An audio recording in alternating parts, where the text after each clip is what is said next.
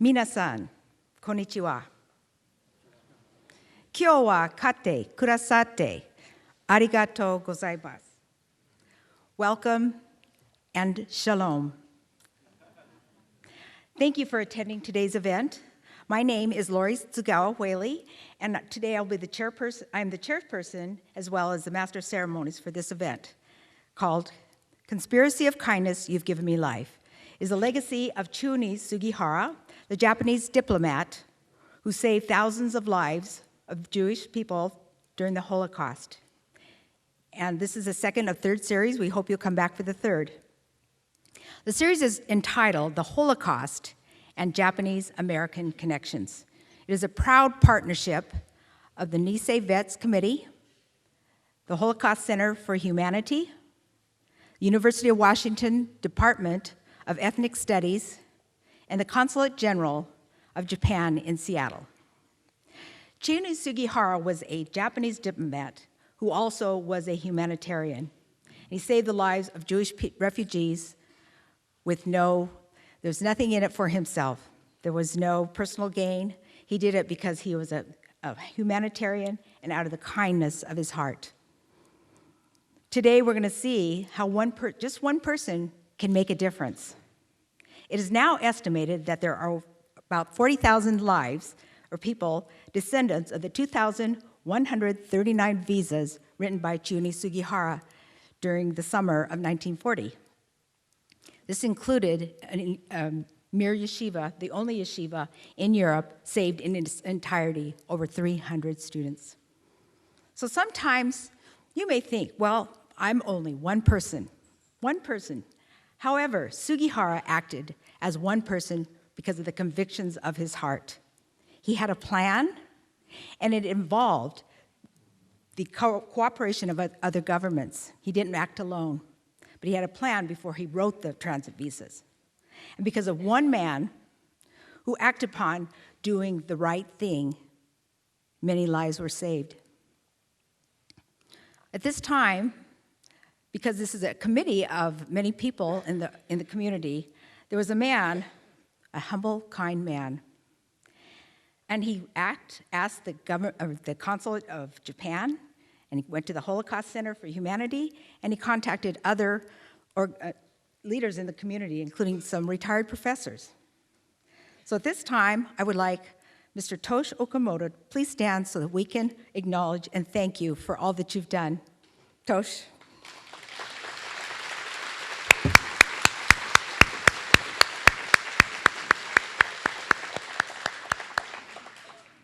And at this time, we also have some dignitaries with us. We're very pleased and thankful that we have you with us. We have Consul General of Japan in Seattle, Masahiro Omura. Would you please stand?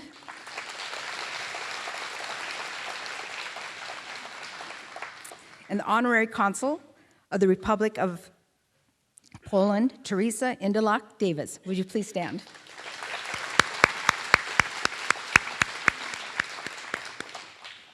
And the Honorary Consul of the Republic of of Lithuania, Victor Lapatinskas.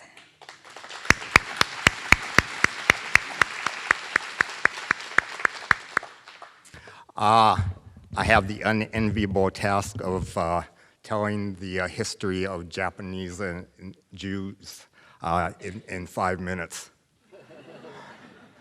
The best way to introduce Consul Sugihara is through a research for my book, Passage to Freedom, which Lori mentioned. It was at the end of 1994, I get a call from Elizabeth Sabla, my editor at Lingo Books in New York City. We call her Liz.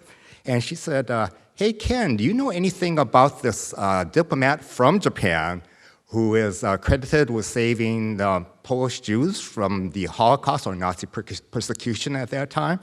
And I answered, I've read something like that, but that was just in passing, so other than that, I don't know anything about that story. And she said, well, there's this exhibit. It just landed in San Francisco. This was at the end of 1994. And it was a photo exhibit from the Sugihara's family collection there.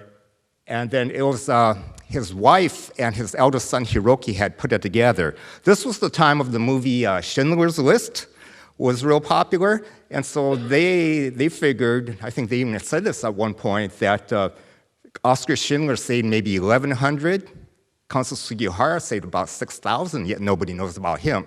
So they were going to try to correct all of that. And so and then my editor, Liz, said, how about, this is a picture book idea. And I thought, are you sure? Holocaust, Nazis, genocide, how are we going to turn this into a children's picture book? And I later found out that she was particularly interested in Holocaust stories because her mother's side of the family was wiped out in the Holocaust. And so I said I would look into it. At that time, 20 years ago, yeah, it came out in 1997, 20 years ago, there was hardly any resources about Consul Sugihara and the incident at Lithuania in 1940. There is a lot more now, but there was very few written works about his story. And one of the few books that had anything extensive on Consul Sugihara was called the Fugu Plan. Now, fugu is, F-U-G-U, is like a blowfish or a pufferfish. It's poisonous. So, but also it's a very rare delicacy in Japan. So that means, of course, as you can imagine, you have to prepare it exactly right, otherwise it's lethal. Okay, more about that as we get through thousands of years history here. And then also with subsequent interviews with Chiune Sugihara's son Hiroki, I also learned some of the history of the Japanese and Jewish relations. As we know, Japan was an island country, so for that reason, it was easy to be isolationist and xenophobic. They didn't want any foreigners coming in. They didn't want any foreign influence. For centuries, it's been like that. Then in the 1500s, the Portuguese arrived. They landed there in Japan. And apparently, the Japanese rulers, they let them in. And then missionaries stayed there, had a missionary station there. And then only through contact with the Europeans, because there were no Jews in Japan, all they knew about the Jews, the Japanese people, was what they heard from the Europeans. And that meant, unfortunately, a lot of stereotypes, like Shakespeare's play, The Merchant of Venice, things like that. And then, of course, we get to 1853, U.S. Commodore Matthew Perry lands in Japan with his warships, forces by Cannon Point, actually, for Japan to open up. In 1867 starts the Meiji Restoration, where a massive societal drive to westernize Japan, and especially its military. And little did the US and European powers realize that some 75 to 80 years later, that military would be used against them, that they had built up for the Japanese. But by 1900, of course, buoyed by their success in the Russo-Japanese War, Japan's military started taking over the government. And then by the 30s, they were pretty much in control of the Japanese government. And it was towards the late 30s, 38, 39, a group of these militarists and their government got together, and Japan was on a very imperialist bent by this time, of course. And then they started discussing, what do all the other world powers have that we don't have? And they concluded, the Jewish influence. Look at again, they're adhering to all the stereotypes because that's practically all they knew. Because of Jewish money and industry. And that's what became known as the Fugu Plan, was that we would curry the favor of the international Jewish community, and then we would let the refugees in also to get some of that influence. So in that way, Fugu, talking about the blowfish metaphor, to them it was either this is the tastiest morsel we can serve to our emperor, or this is going to blow up in our faces. And also, they figured it was a good propaganda ploy. At that time, when you had the Jewish people escaping from Europe, escaping the Nazis, escaping their persecution, The United States wouldn't accept the refugees in. Britain, as the country itself, wouldn't let the refugees in. So the Japanese thought, we'll take them, and we're going to show up these other countries. You call us the bad guys, the villains in the world? What are we doing, and what are you not doing? So that way it became of use. And so back to Hiroki, the son, in 1995. He came to Seattle about November of 1995 to speak at a synagogue here in Seattle. And it was at that time he placed the bulk of my research into my hands. It was a book, his mother's memoirs of the family history, translated and self-published by Hiroki. So what better source for the story than from the family themselves? And so next we're going to have Alton Takiyama-Chung, who is going to tell the story. And this, in fact, was actually one of my easiest stories to write. I mean, any of you who've tried to write a book or something that size, writing is never easy. But this one was easy just in the sense that all I had to do is follow the facts and tell the story, because this story is better than any fiction anybody can make up. Okay, thank you.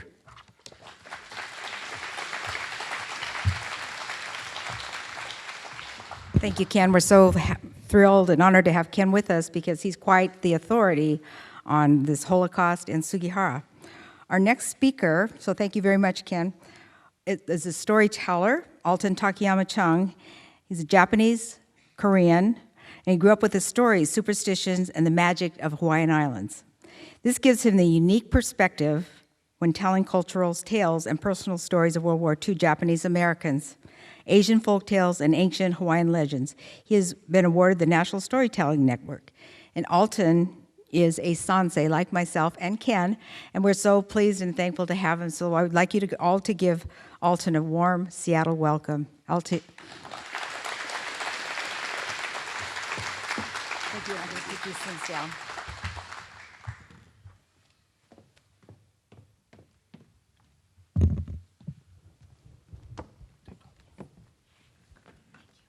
In the course of human events, few people end up being celebrated for the kindness of their own heart. Our next speaker is a man when confronted with evil, listened to the kindness in his own heart, and defied the indifference of a government. Ladies and gentlemen, please welcome to the stage Mr. Chiune Sugihara.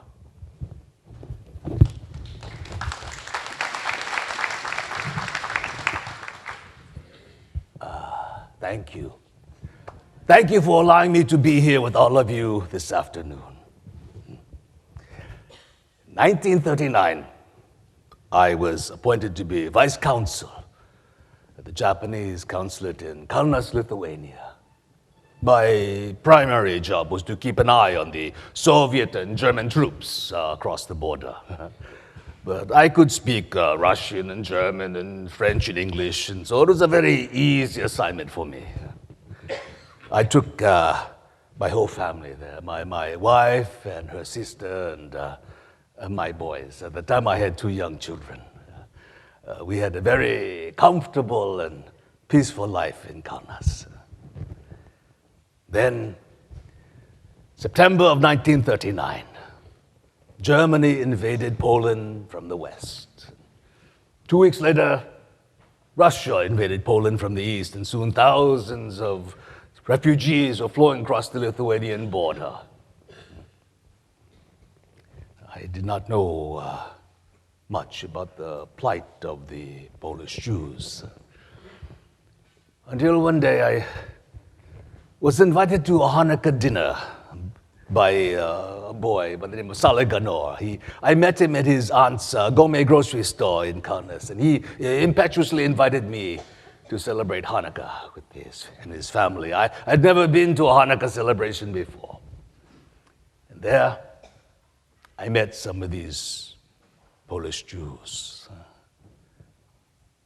And they told me stories of what happened to Jews who were captured by the Nazis. They did terrible things. The time went on, and in June of 1940, Russia invaded Lithuania. I thought, oh, well, I think my time in Kaunas was over. I made preparations to close the consulate and to make the journey to Berlin, to the embassy for reassignment. I thought my work in Kaunas was finished. And then one day, this man came in. He was a Polish refugee. He had his passport, and he had a visa to Curaçao, a Dutch island colony in the Caribbean. And he asked for a transit visa to allow him to travel through Japan on his way to Curaçao. I thought nothing of it. I filled out the forms, stamped his passport, and returned it to him. But the next day, there were 200 people outside of my house, men, women, and children. I said, well, who are these people? What do they want? I asked some representatives to come inside and to talk to me. They all wanted transit visas. They'd been to all the other consulates in all of Kaunas, and I was their only hope. I said, I'd like to help you all, but I cannot authorize so many transit visas on my own. I must cable my government for authorization. I did so. And the answer came back, no. I told them I was very sorry, but I could not help them. But these people didn't go away. The more people came, the line grew. So many people showed up that my family and my wife and my children, they were frightened. Oh, these people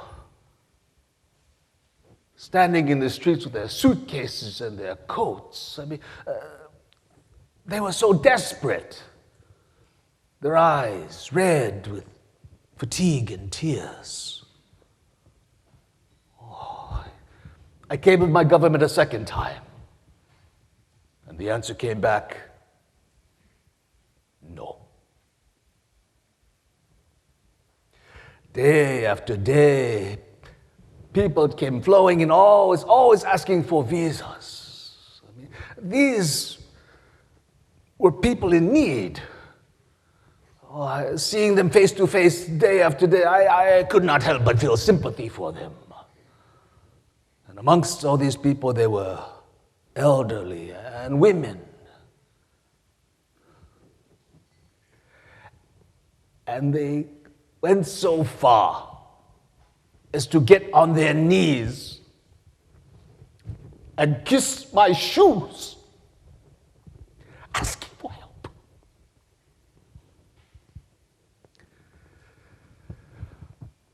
I cabled my government a third time. And the answer came back, no. Now I had a decision to make. I knew if I defied my government that I'd be fired, disgraced, and I'd never work for my government again. And even helping refugees, that had its own issues. For the Russians, anyone leaving the country was considered to be a traitor. Anyone helping someone leave the country, that was a capital offense. And for the Germans closing in from the west to help a Jew escape them, that would mean death, not only for me, but perhaps for my entire family. And yet, if I did not help these people, they would surely die. They trusted me. This was much too big a decision for me to take by myself. I talked to my wife and my family, and at last, it's my eldest who said that we always taught him to put himself in someone else's shoes. If he was standing outside on the sidewalk, What would he want someone to do for him?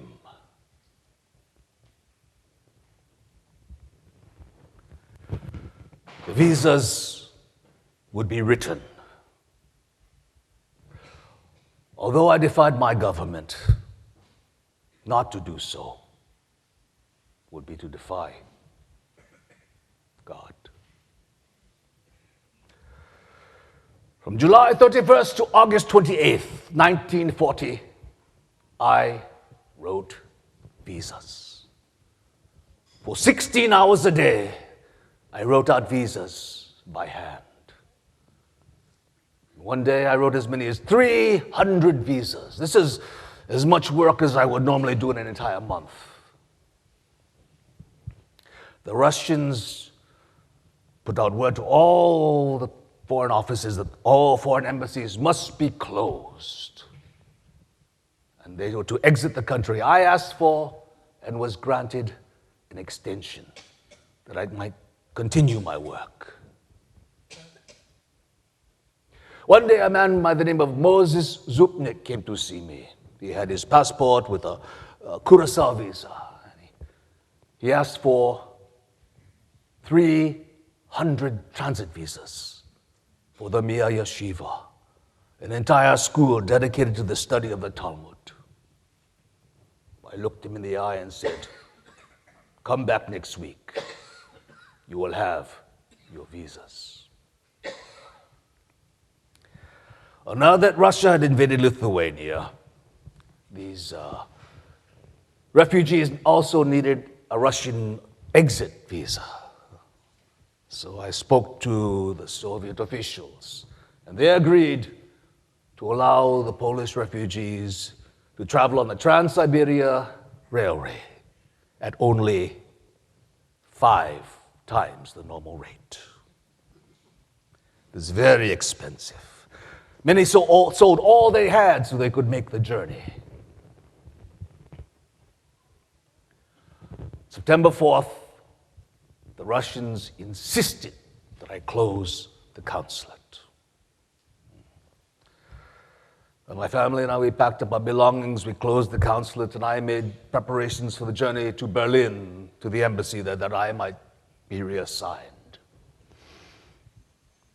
Oh, by then I had written thousands of visas, many to heads of households with our entire families to travel.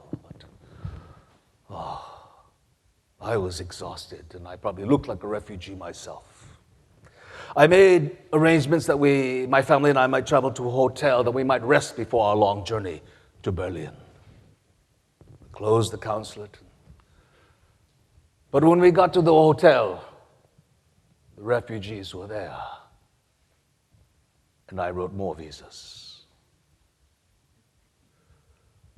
When we went to the train station, they were there at the platform. And I stood there and wrote out more visas.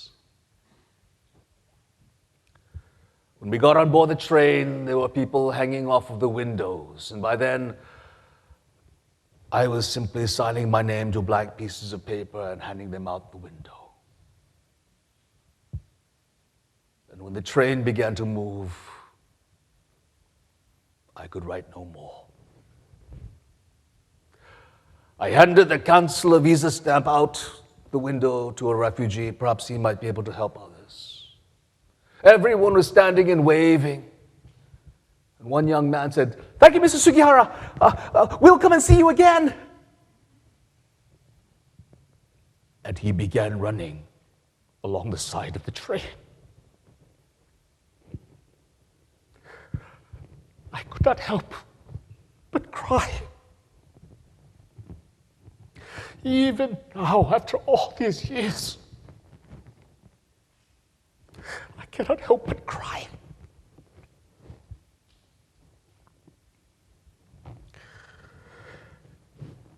At the end of the war, my family and I were placed in a Russian POW camp for 18 months. We were finally released in 1946. We returned to Japan, and in 1947, the Foreign Office asked me to resign. Downsizing, they said. Confidentially, they told me it was because of that little incident over in Lithuania. I got odd jobs as an interpreter, as a translator, and I finally got a job with a Japanese import-export firm. I was based in Moscow for 16 years, so my family lived in Japan. I changed my name to Senpo Sugihara while I was in Moscow so that the Russians would not know that I was a former diplomat. In 1968, a man who had received one of my visas and who had survived the war located me and contacted me. This was the first I ever heard of anyone who had survived that terrible time. I was thrilled to hear that the Mir Yeshiva had survived. It was the only European yeshiva to survive the Holocaust. In 1984, I was given the designation of Righteous Among Nations by the government of Israel and Yad Vashem. I was the first Asian ever to have received that honor. It is thought that maybe 40,000 people are alive today because of what I had done. In your life, if you can help someone, do so. Do what is right because it is right. The flame from a single candle can hold back even the darkest night.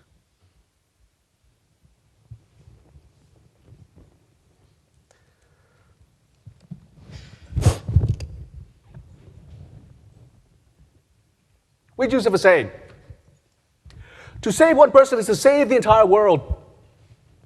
Kaunas, Lithuania, just a dot on the map for most Americans, but it's where I grew up. I was 11 years old when Hitler invaded Poland from the west. 2 weeks later, Russia invaded Poland from the east, and soon thousands of Polish Jews were fleeing across the Lithuanian border, fleeing from the Nazis and the Russians. That December, like all the other Lithuanian Jewish children, I gave my Hanukkah gelt, my Hanukkah money, to the refugees. What? Nothing.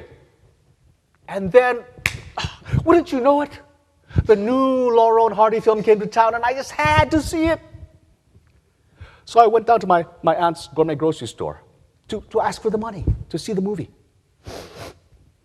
When I got there, there was this elegantly dressed man with strange slanted eyes.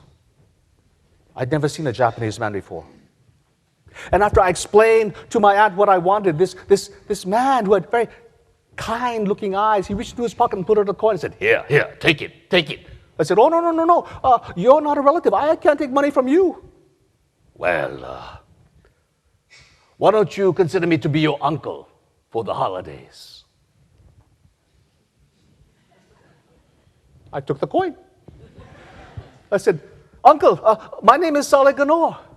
And my name is Chiune Sugihara. Chiune Sugihara, he was the consul at the Japanese consulate in Kaunas. He later on would write these transit visas to allow Polish Jews to escape. My family, we received our visas too. But we waited too long. And in June of 1941, Germany invaded Lithuania.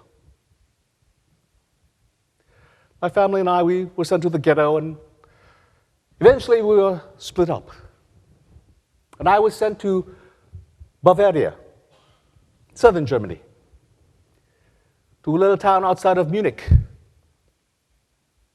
called Dachau. I witnessed terrible things. But I survived. In the winter of 1945, the SS guards came and rousted us out of our barracks, told us to march off into the frozen night. We marched, and we marched, and we marched. For 6 days we marched. Finally, I just collapsed. I fell into a snowbank by the side of the road, and the gods just left me to dead. I was drifting away, when suddenly I felt myself being pulled out of the snow, and I opened my eyes and I looked up into the face of this man with strange slanted eyes. I remember Sugihara had slanted eyes. There were 4 of them. They're dressed in khaki uniforms, and they were dirty and unshaven. And they were speaking English, but no. I knew they were Japanese. And I thought to myself, oh, Japanese. They're here to kill me. But then I just didn't care. I said, go ahead. Get it over with. Kill me. This man looked at me. His eyes got big. He said, oh, no, boy, no. We're not going to kill you. We're Americans. Oh, no. You're Japanese. You're going to kill me. We went back and forth. And finally, this man, he got down to his knees, and he looked at me and said, boy, you're free. We are Japanese Americans. You're free. I looked into the eyes of this man. They were kind eyes, like Sugihara. And it's only then that I believed. His name was Clarence Matsumura, and he was with the 522nd Artillery Battalion, attached to the 442nd Regimental Combat Team, the all-Japanese American combat unit. And he was a forward field observer. They were running around this whole complex of camps, one of the first people to run around this complex of camps around Dachau. And I thought it ironic that Clarence and all of his kinsmen would volunteer to fight and die for this country that had their family and friends in these relocation centers. After the war, I emigrated to Israel. I did not speak of my wartime experiences to very many people, only other survivors of the camps. Ever since my liberation, I could not cry. Psychiatrists told me that because of the trauma I had experienced during the Holocaust, that my tears had just dried up, that I was now an emotional amputee and I would never cry again.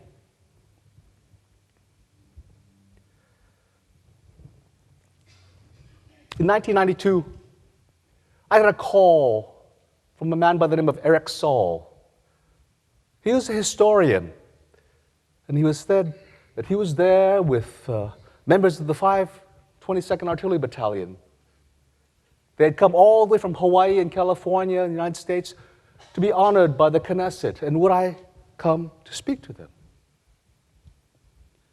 I arrived at the lobby of their hotel, this collection of old Japanese American men, all gray hair, but in their late 70s. And I had written an account in which I had met when I talked about meeting these men from the 522nd. And as I began reading, we were joined by a latecomer, this man, Japanese American, gray hair, glasses. And when I got to the part where these 4 men of the 522nd were pulling me out of the snowbank, I looked at the newcomer. His eyes filled with tears. I stopped reading. I couldn't go on. I couldn't speak. After years of suppressing the unsuppressible, this tidal wave of emotion is going to be erupted over me. And I began to weep. This little boy that I'd hidden away all these years had come out. And it was he who was crying. All these old men, they all gathered around me. And one son said, Don't be embarrassed. You are among friends. it was the voice of the newcomer. Eric said, Sally, this is Clarence Matsumura. I looked at this newcomer, gray hair, glasses. I couldn't tell.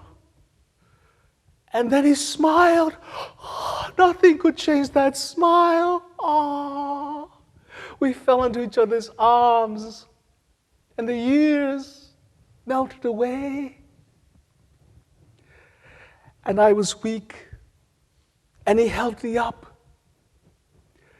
just as he had done 47 years ago on the road to Valkerken, just south of a little town called Dachau.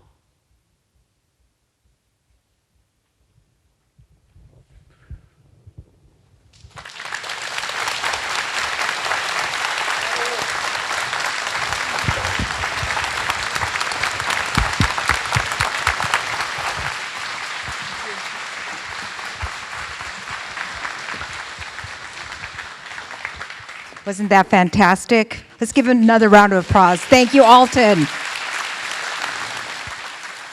Vince Schweitweiler is an acting assistant professor in the Department of American Ethnic Studies at the University of Washington. He's born in Chicago. Vince attended graduate school at the University of Washington and subsequently taught at Williams College and the University of Southern California.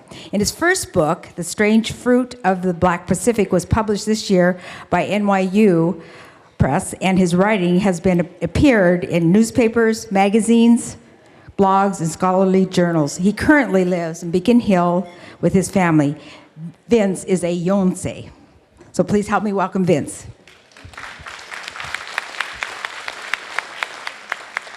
Thank you. I'm actually just here to facilitate a Q&A after this panel.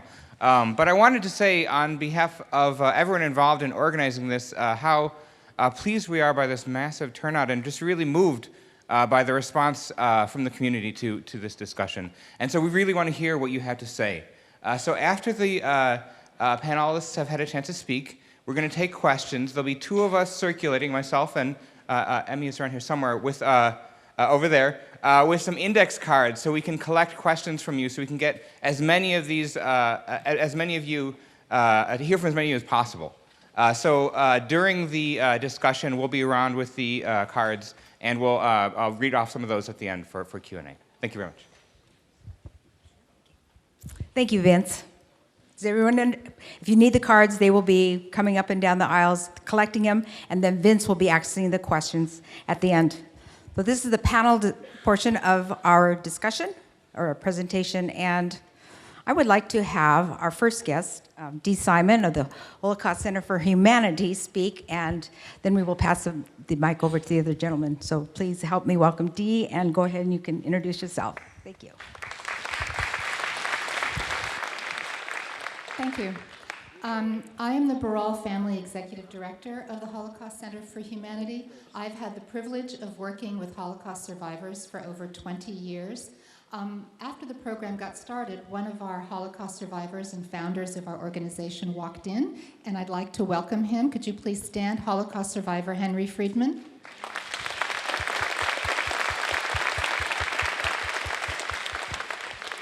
And Henry was also rescued during the Holocaust. Lydia and Stefan Goldstein lived in Seattle. Their testimonies, they were actually rescued by Sugihara visas. Their testimonies talked about the difficulty of obtaining the visas, the joy they felt when they received these life-saving visas, the many stops they made on their way to Japan and eventually to Shanghai. They survived with eternal gratitude to the man who saved their lives, to a man they never met, Sugihara. Today, I'm going to talk briefly about some of the conditions, some of the things that I think led to the context with which and within Lithuania, and how those conditions really worked with and provided context for what Sugihara did. First, I'll discuss the environment that existed in Lithuania at the time that he started signing visas. Second, I'll explore the concept of rescuers. Who were these people? Why did they do it? Why did they rescue? And finally, I'll mention a few other diplomats who rescued so that we can have context into Sugihara's story. The conditions in Lithuania that preceded Sugihara's arrival there were really started with World War I. At the end of World War I, Lithuania gained its independence, and the Jews in Lithuania had pretty much regular citizenship with few limitations. Then in 1930, as the World Depression hit, anti-Semitism began to grow in Lithuania.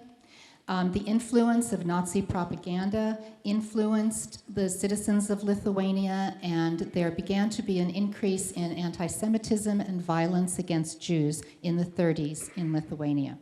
By June of 1939, Lithuania lost its independence, the Soviet Union came in. The Red Army was particularly brutal. They were violent, there was lawlessness, the rape of women. It was a very, very difficult time for Lithuanian citizens. Businesses were looted, and the communists were just brutal towards the Lithuanian people. Again, Nazi propaganda played a role in the environment for Jewish people at this time. They were identified as conspirators and behind the Russians, even though the Jews actually suffered as much as any other Lithuanian. At the beginning of World War II, there were about 160,000 Jews in Lithuania. About 7% that was about 7% of the population. With the invasion of Poland in 1939, Jewish refugees poured into Lithuania, and the population of Jews in Lithuania grew to 250,000, which was about 10% of the population. Around this environment, this is precisely when Sugihara walked into the picture. He walked into Kavnos.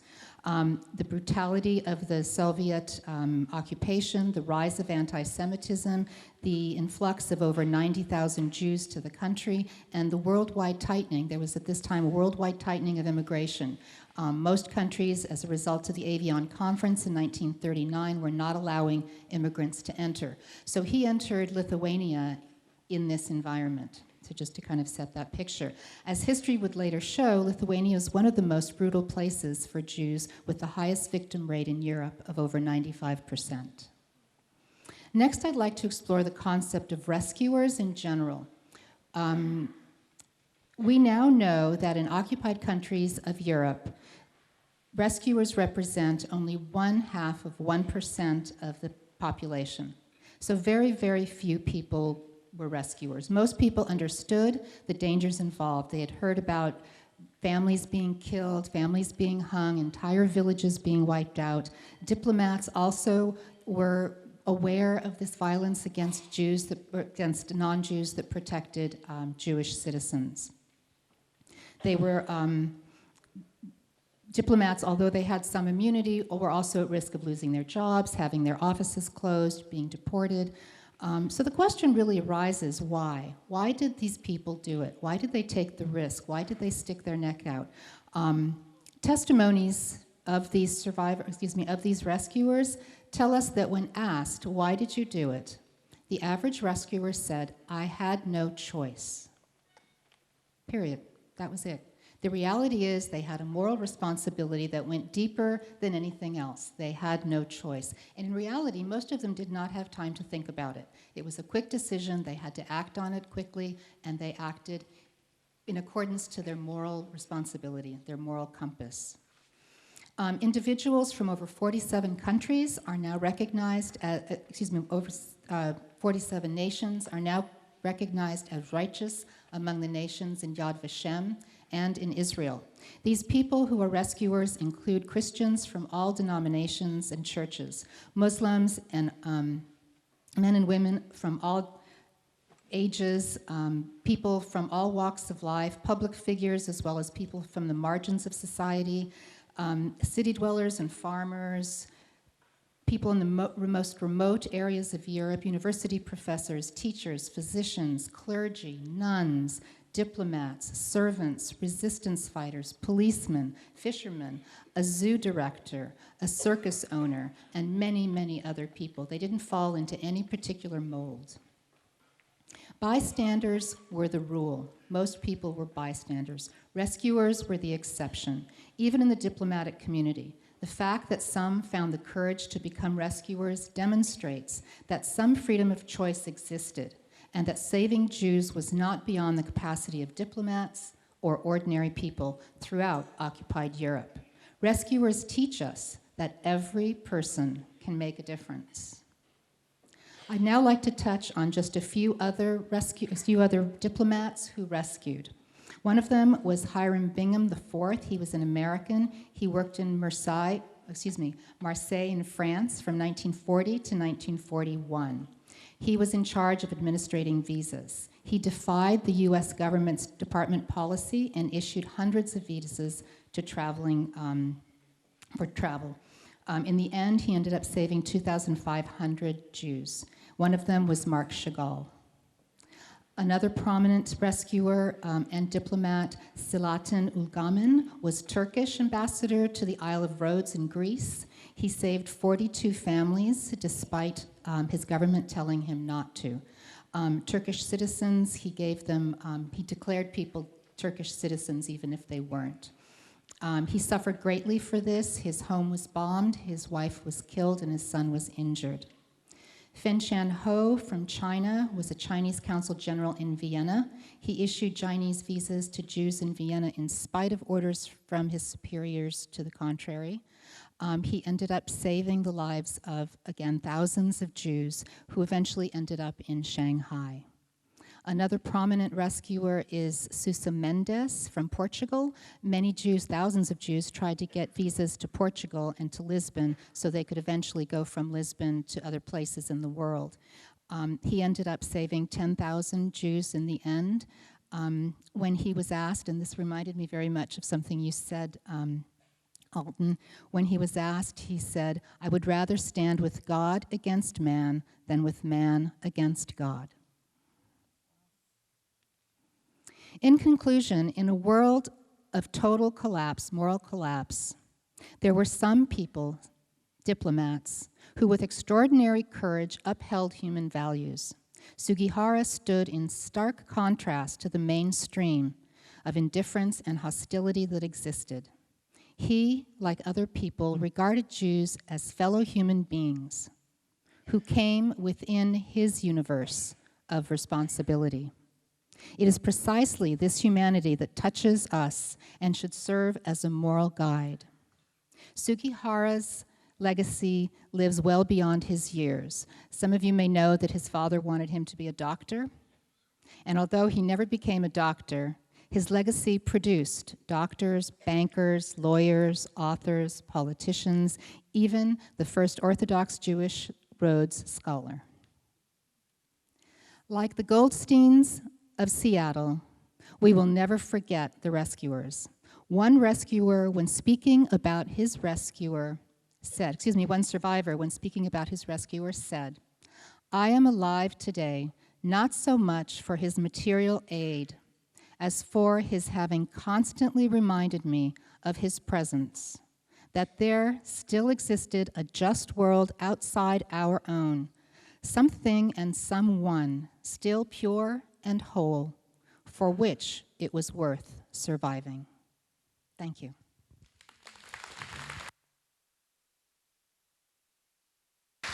Thank you, Dee. We'll alternate to this table. Alton or Ken, would you like to speak? Okay, Ken, thank you.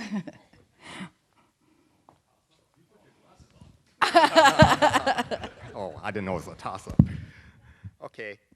A question all of you might be asking after you heard the Sugihara story that Alton told was, if the Japanese government was so bent on currying favor with the international Jewish community, why did the government refuse Consul Sugihara 3 times? Well, that was the question I was asking myself, but then through some research I found out that Japan had signed the tripartite agreement with Germany and Italy in 1940. And so by that time, being in an alliance with Germany, it got a little more tricky. Maybe like this country's political relations with Russia now. You do things very delicately. Make sure you're not going to do anything to aggravate them. So maybe that's why he got refused. But the fact still remains, when they came by ship into Japan, the Japanese government gave them permission to land. So even though they said no initially, they still took them in. They were here. What were they going to do? Okay. This is called a conspiracy of goodness because Consul Sugihara didn't do it alone. As Alton mentioned, at Lithuania, Kaunas, Lithuania, there was also a Dutch diplomat. And he and Consul Sugihara worked to work out the transit visas for these refugees. And in a transit visa, you have to have a destination. So the Dutch consul came up, well, why don't we use Curacao? It's a Dutch colony at that time in the West Indies, in the Caribbean.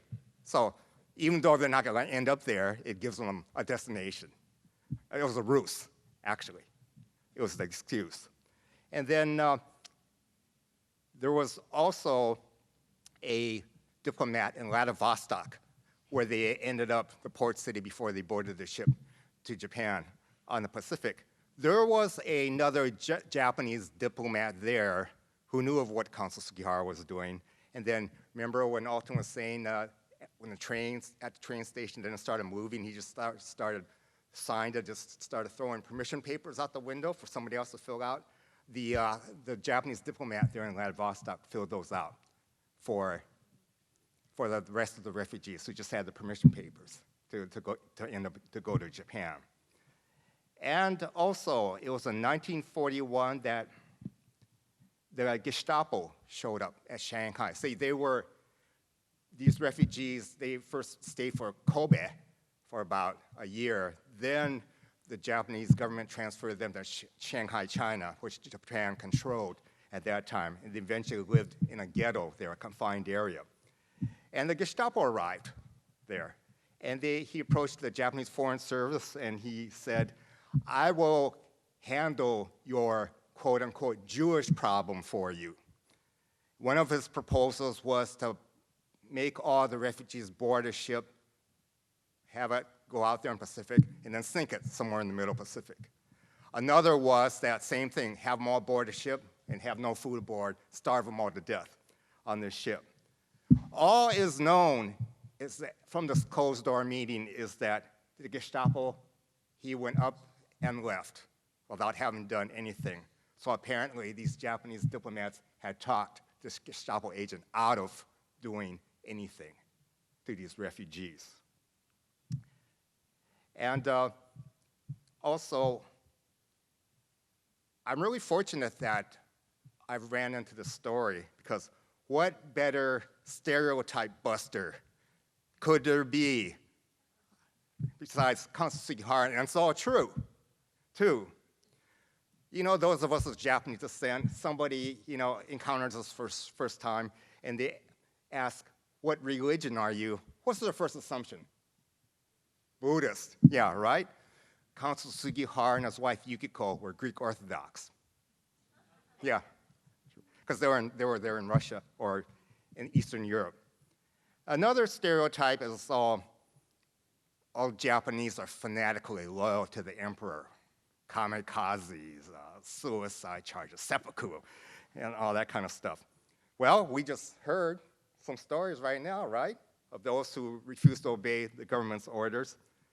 And when this was in the early 2000s or something like that, I was invited by the Omaha School District to give a presentation to the district there, Assembly of Teachers.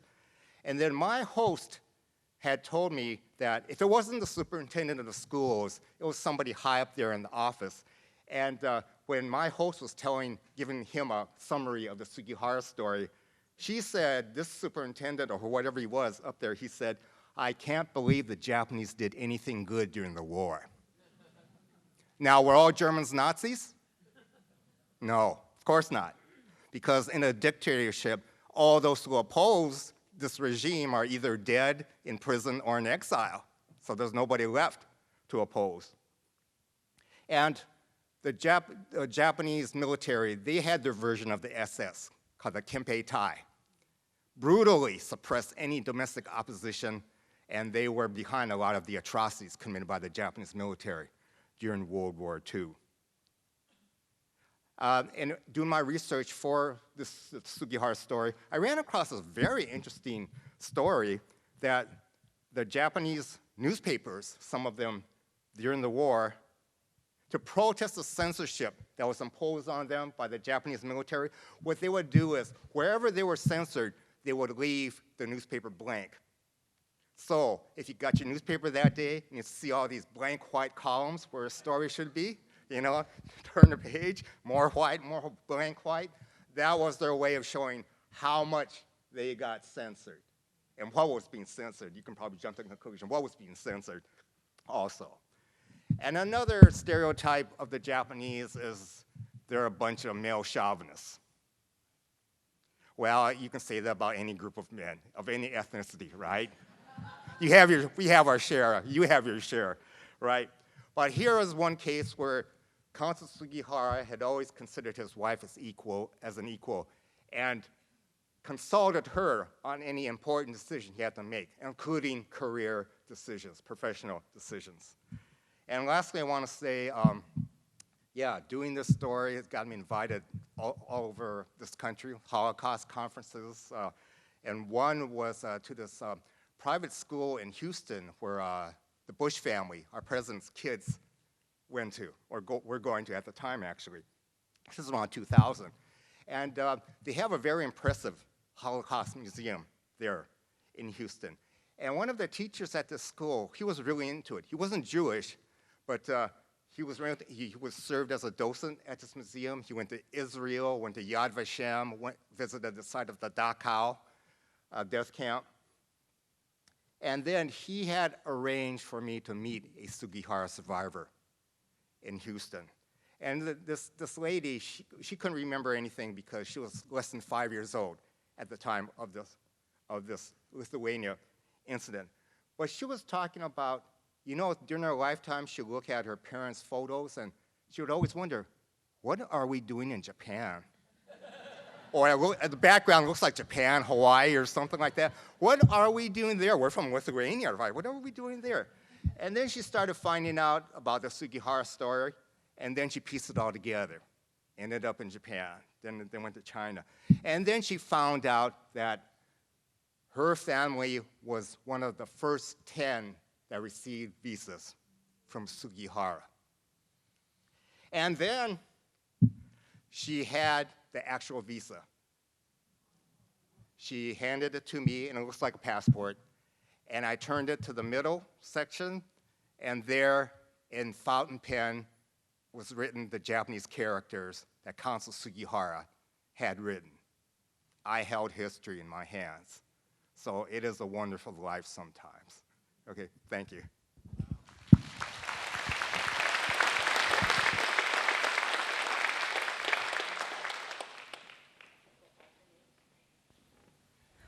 We'll alternate. Would that be okay, Alton?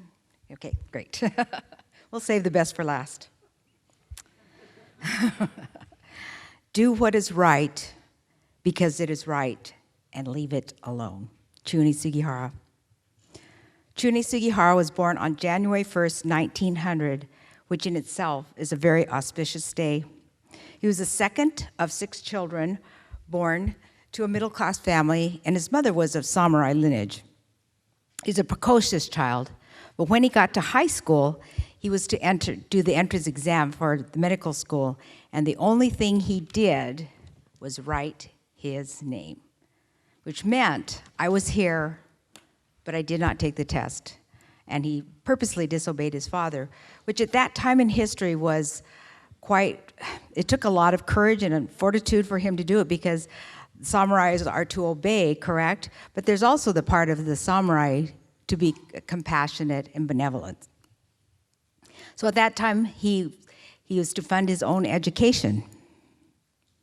He was gifted in languages, and he really did follow his mother's samurai lineage and loved the arts and languages. And he just knew that being a doctor was not for him. He did not like blood. So he went through school, Waseda University, and funded his own education. In 1924, he was hired by the Japanese Foreign Embassy. He made another decision then, and basically I'm going to talk about the decisions about Sugihara.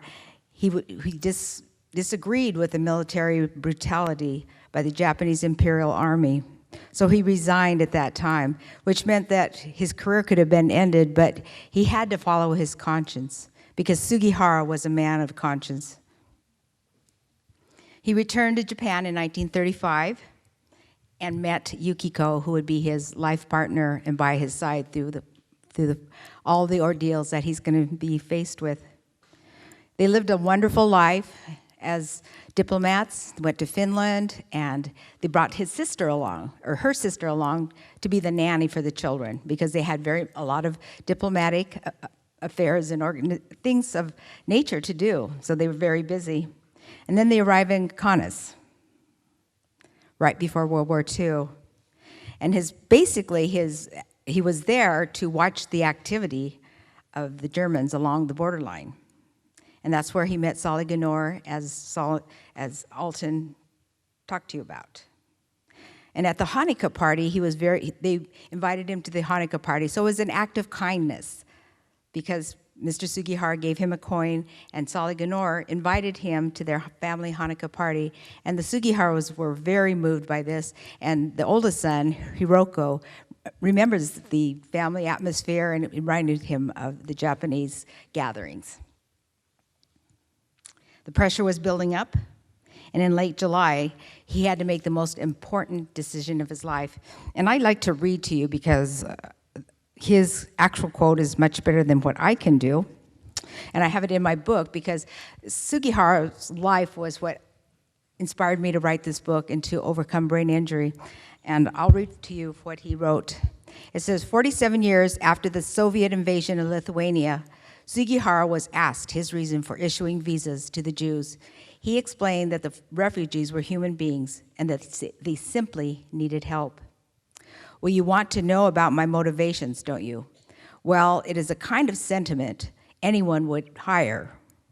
Sentiments anyone would have had when he actually sees refugees face to face, begging with tears in their eyes. He cannot just help but sympathize with them. Among the refugees were the elderly and women. They were so desperate that they went so far as to kiss my shoes. Yes, I actually witnessed such scenes with my own eyes. Also, I felt at that time that the Japanese government did not have any uniform opinion in Tokyo. Some Japanese military leaders were just scared because of the pressure from the Nazis, while other officials in the Home Ministry were simply ambivalent. People in Tokyo were not united. I felt it silly to deal with them, so I made up my mind not to wait for their reply. I knew that somebody would surely complain about me in the future, but I myself thought this would be the right thing to do. There's nothing wrong in saving many people's lives. The spirit of humanity, philanthropy, neighborly friendship, with this spirit, I ventured to do what I did. Confronting this most difficult situation, and because of this reason, I went ahead with redoubled courage. And he didn't make this decision alone. He asked his family and his wife, and his children said, "Father, you need to help those poor children. They need your help," because Sugihara always taught his family to consider themselves and to put themselves in the shoes of others. And when they saw the refugees outside their window in Kaunas, they couldn't help but want to save them.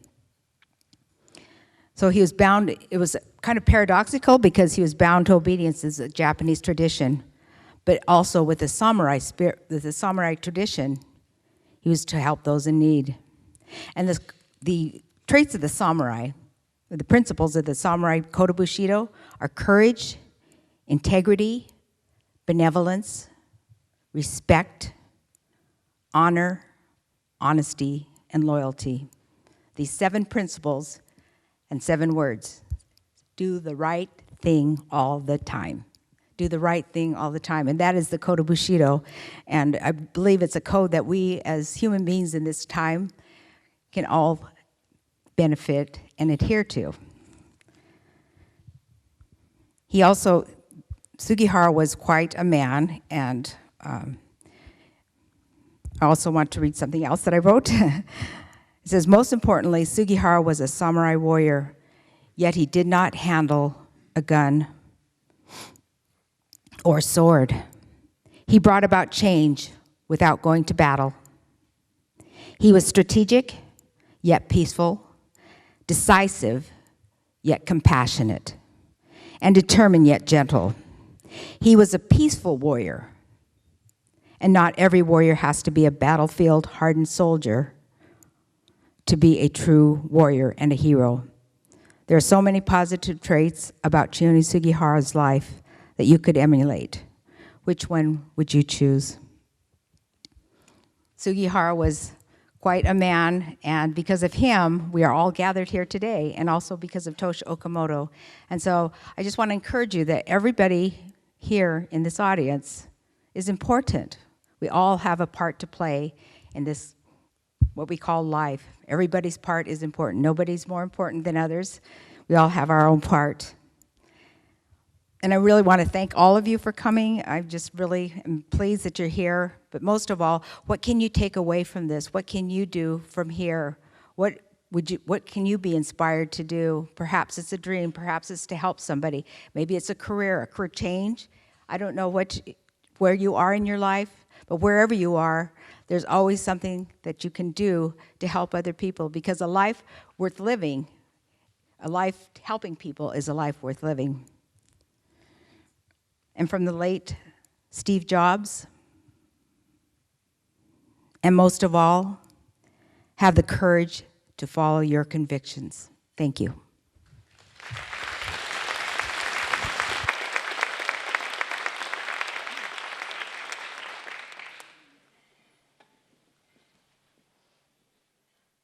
Hello, check. They asked me to go and tell the story about how I got this story. I first wrote my first World War II piece was about the 100th Battalion, 442nd Regimental Combat Team, the all-Japanese American unit. I wanted to tell the story back to the veterans while they're still alive, and I was able to do that at the 65th reunion of the 442nd in Hawaii. And in doing all that research, that was so well received that I said, okay, let me go and do other research for all these other stories that I kept finding. And one of them was the Chiune Sugihara story. And I didn't know, I mean, in trying to put together this one-man show, I wasn't quite sure how this quite fit. And then in an anthology of stories, I found the Solid Ganor story. And I was in Hawaii, I was telling ghost stories at this community college, and this librarian who invited me had an older gentleman with her, and she said, oh, go ahead, tell that World War II story you just found. And so, okay, from the hip, I said, I just read this story, I don't know anything about it, and I told the Solid Ganor story the best I could. And we went back to her office, and this elderly man came along with us, and I kept saying, I don't know anything about this story, but it's so cool, because it connects Sugihara with the 522nd Artillery Battalion, which is part of the 442. It's a complete circle. It's really neat. I don't know if it's really alive. I don't know if this guy, Solid Ganor, is alive. I know nothing about him. And this elderly gentleman leaning up against the door looks at me and says, do you want Solid Ganor's email? His name was Ted Tsukiyama. He was the historian for the 100th Battalion, 442nd Regimental Combat Team. He was in contact with Solid Ganor. I wrote Solid Ganor saying, hey, this is who I am. I'm doing this story.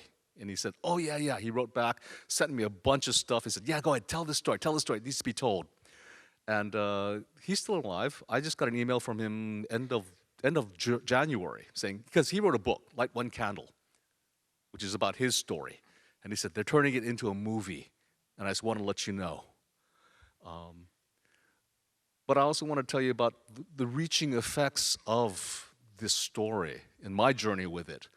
I've been telling this story for a few years now, and there's a big storytelling festival up in Port Angeles. It happens every October. It's called the Forest Storytelling Festival. I was up there a few years ago, and all weekend long, there was this lighting and sound guy.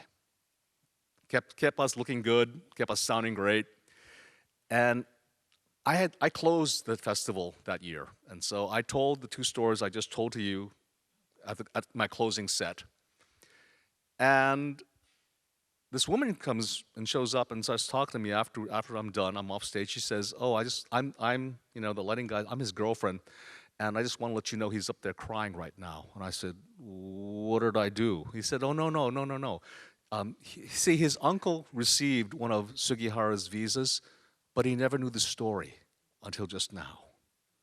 So even though it's been 70 years, like I said, these stories have power. And it does, reaffirm that, what you do, if you can help someone in some small way, that's what we're here for. And that's kind of the story of the story. So thank you very much.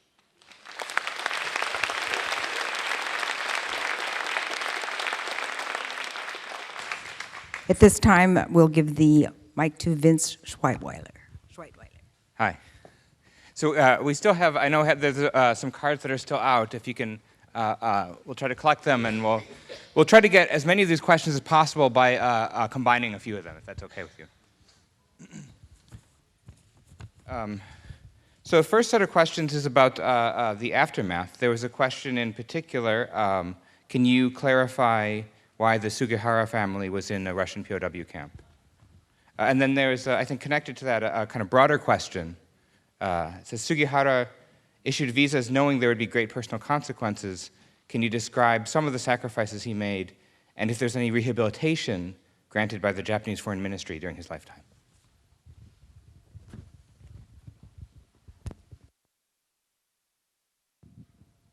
I'll take the first question. Why they ended up in a Russian or Soviet Union prison camp was because the last station that the Sugihara family was at was Bucharest, Romania. And the Red Army, the Russians, they took over that country and that city. One brief story I want to mention in relation to that. While they were stationed there in Romania, Yukiko, Countess Sugihara's wife, she went out into town, and then she got swept up in this German army retreat. They took her with them. And while she was with the German army, she was given a bodyguard, a German officer. And so being that Yukiko Sugihara also spoke fluent German, like her husband, they started talking to each other and all that, conversing. They got to know each other. And then during a Russian army artillery barrage, her bodyguard jumped on top of her to shield her with his body, and he died doing that. So it just goes to show that people are people anywhere. It's just politics and uniforms different people wear. That's why we fight wars. The second question was, did he suffer repercussions because of his decision? Was that the question? What were the repercussions that he suffered, and was there any rehabilitation from the Japanese Foreign Ministry? Rehabilitation? From the Japanese Foreign Ministry. As far as I know, from my research, no, he never worked for the government again. He ended up doing odd jobs and trying to scratch together a living, trying to support a family. And he finally got this job with this import-export firm, but he had to live in Moscow. And he sent most of his paycheck to Japan, while the rest of his family lived in Japan. I read one account where his son went and visited him in Moscow, and he, on a little hot plate, he cooked up some sausages and potatoes, and his son had the impression that that was a big splurge for him. So yeah, no, he lived in poverty and obscurity for many years, and it wasn't until the very end of his life when he was awarded the Righteous Among Nations that the story came out and he was being honored, I believe. And I believe it was until 1990, if I'm correct, the Japanese government finally dedicated a park to his memory in the hometown, I believe.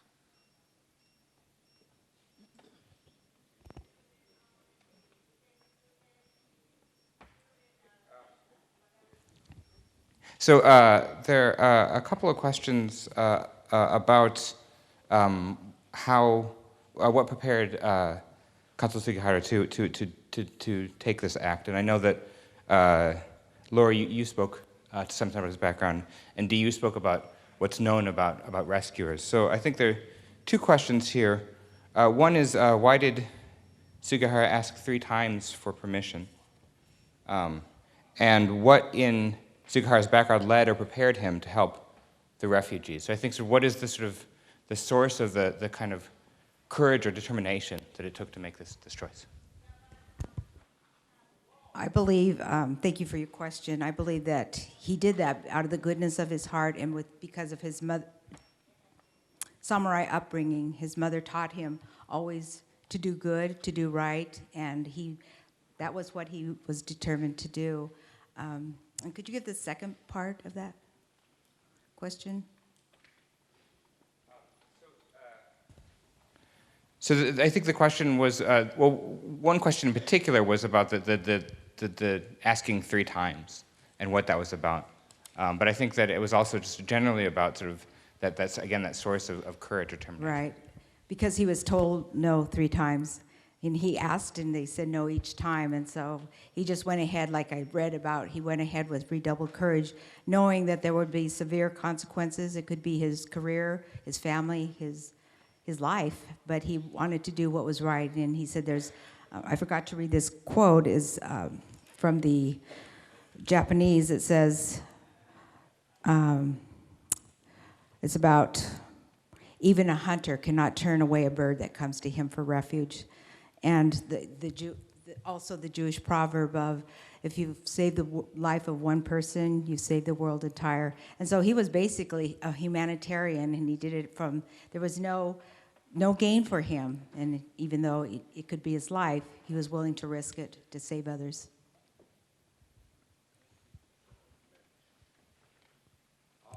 So, before his being assigned to Lithuania, he was maybe, did you talk about he was stationed in Manchuria? Yeah. Oh, okay, yeah. One of his posts was he was stationed in Manchuria, and then he resigned in protest over the way the Japanese were treating the Chinese while they occupied it. So he was always a man of conscience, but very shrewd diplomat also, that he knew how much to push it with his government. And he knew they needed him because he was their Russian expert. And how many, of their diplomats could speak, 6 different languages or whatever. And so especially Russian. He was the Russian expert. So he knew they needed him. And like Laura was saying, because he did that, early in his career, he was a man of conscience. So like I was saying, the stereotype of all Japanese were fanatically loyal to the emperor. Here's a guy who wasn't. Here's one guy who had a conscience and went against what he was told. Oh, and you answered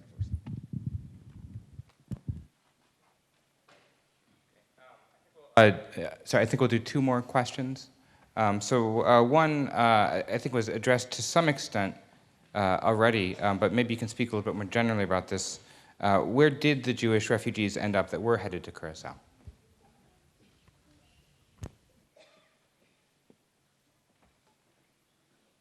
Ken has more detail, but I believe that some ended up in Japan, some ended up in Shanghai, some just stayed. think even in Russia a little bit. So they were scattered, throughout that part of the world. But I don't believe that I don't remember them being persecuted beyond the fact that, once they got there, they settled and everyone kind of just left them alone. But by that time, the war was ending and they knew that, the writing was on the wall by then.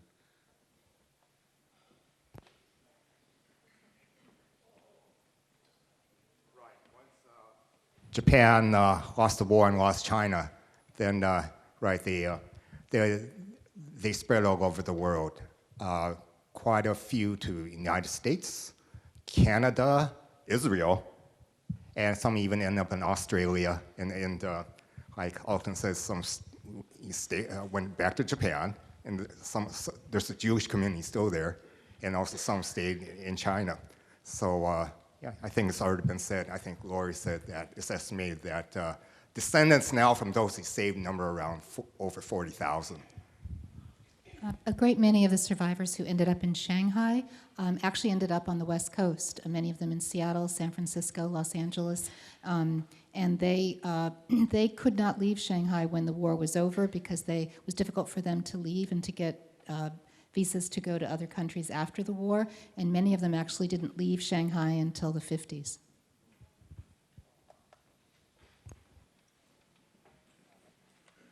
So the last question says, was Sugihara's first wife Russian? So when did Sugihara marry Yukiko? And I think maybe more generally, Ken, you're speaking of the importance of that relationship that it had, so maybe you could say more about that as well. About the importance of his relationship with his wife.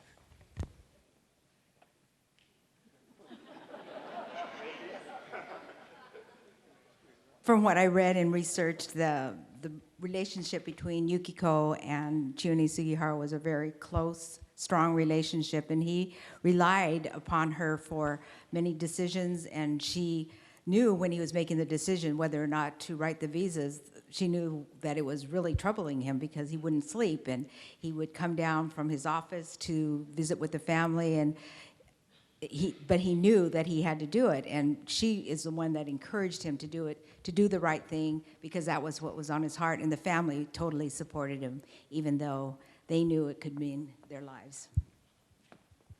I remember reading that she would massage his hands so that he could continue to write the visas. And Sugihara insisted, I believe, that to write it all by hand himself, so that if it came down to it, then no one else in his family would be blamed except him.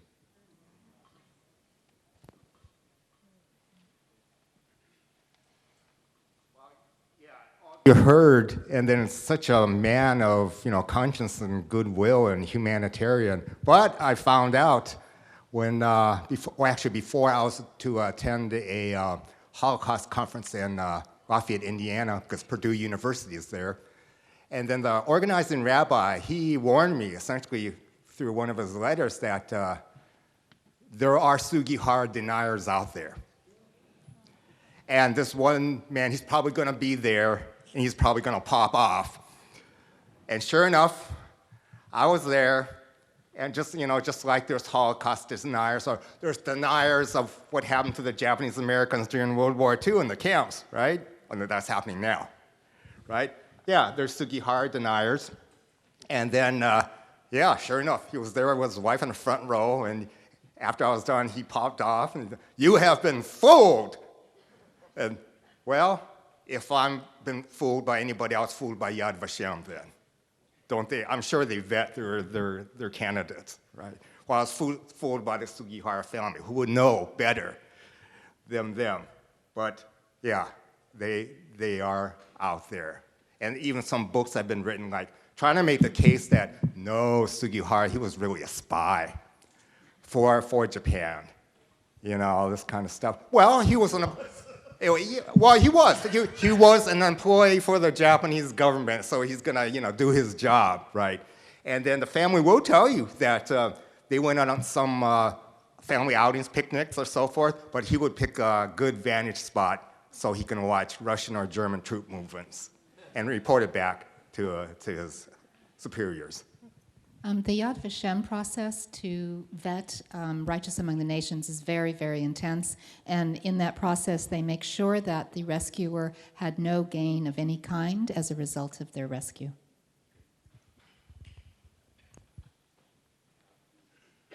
Thank you for those questions, and thank you so much to our panelists for this great panel.